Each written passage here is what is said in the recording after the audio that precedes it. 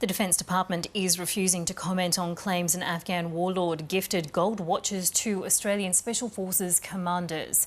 Rouzgan's local police chief Muthiah, who was killed in 2015, worked closely with coalition forces during the Afghanistan war.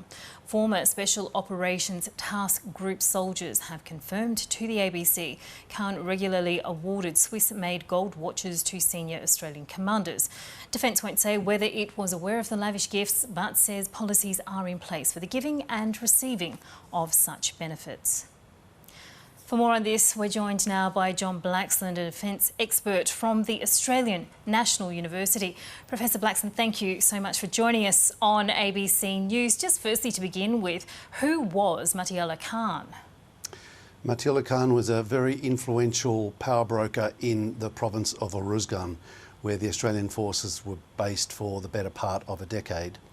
He was a key figure because he had his own militia, effectively, of about 2,000 troops that he could call on to help the Australian and Dutch forces in performing some of the function that needed to be performed in order to keep the force size down to a minimum.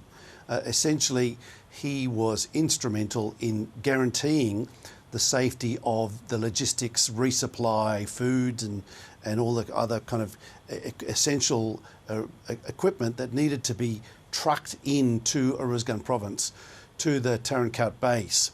And the route to that base, of course, was through what was known to be territory that the Taliban were happy to maraud through.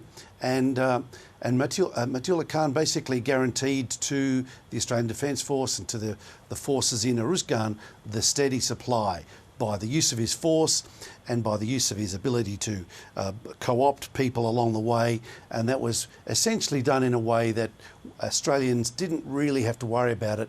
Knowing that there was a shady element to Muthiah, there was nonetheless a sense of this is a bit of a Faustian bargain, a deal that had to be struck to keep the footprint low and the prospects of casualties low as well. So a key figure there, particularly for coalition forces. What do we know of his interactions with the Australian forces when they were operating in Afghanistan?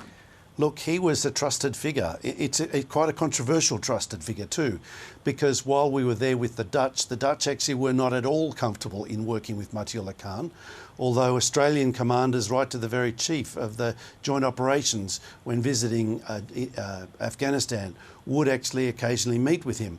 And he was a very important interlocutor for Australia.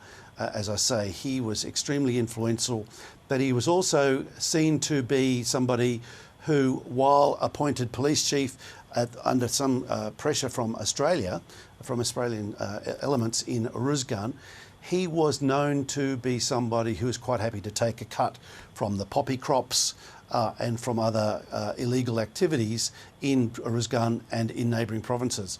So he's a really mixed bag, one that generated considerable unease for quite a number of people, but was somebody who was seen as a strong supporter of the international coalition, actively participated in fighting the Taliban and in pushing back in support of Australian operations. So a real mixed bag there.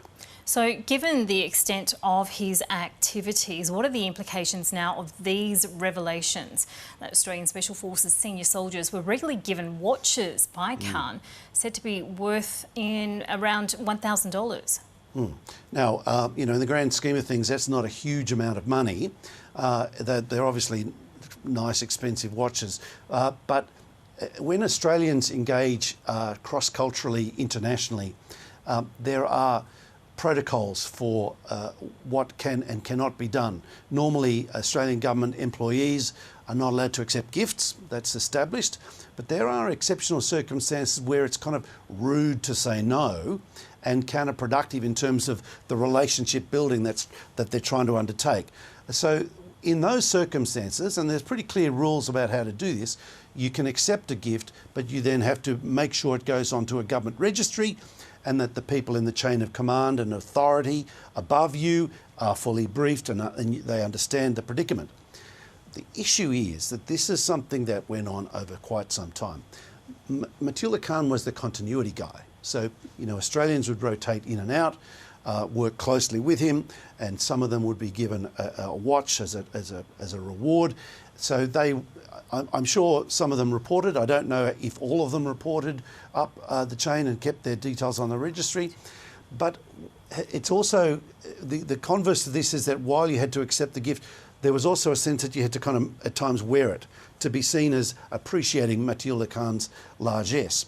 So this is another dimension to this, is that this is one way of him actually asserting his kind of power and authority by demonstrating to the locals in Rouzgan that, see, even the Australian soldiers are wearing my goods. Now, mine happens to be a nice Swiss watch too, not from Muthiah Khan, I'll have you know.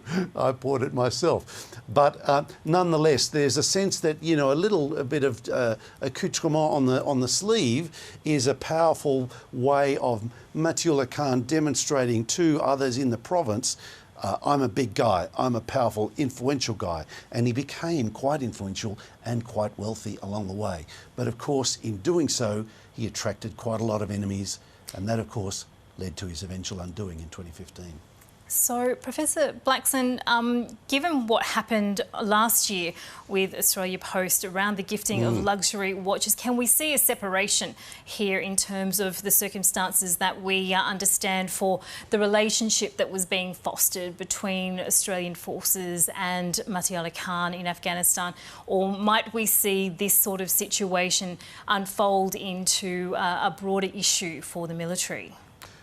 I think we need to keep the two issues quite separate. The circumstances are different. The Cartier watches are between government employees and other government employees who are Australian citizens operating in Australia. That is quite a different set of circumstances to an Australian government official operating in another country cross-culturally in a set of circumstances where there is a degree of ambiguity, but nonetheless some definite benefit that potentially could accrue from Australian soldiers, Australian officials accepting the gift, putting it on the registry, and be seen to be wearing it for the sake of amity and cordial relations with Muthiah Khan. The question, though, is how many of those people who received such watches actually registered them on the official registry and passed up the word up the chain? Now that I don't have the answer to. All right. Well, Professor John Blaxland with the Australian National University, wonderful to have your insights for our ABC News audiences. Thank you so much for joining us. Thank you, Miriam.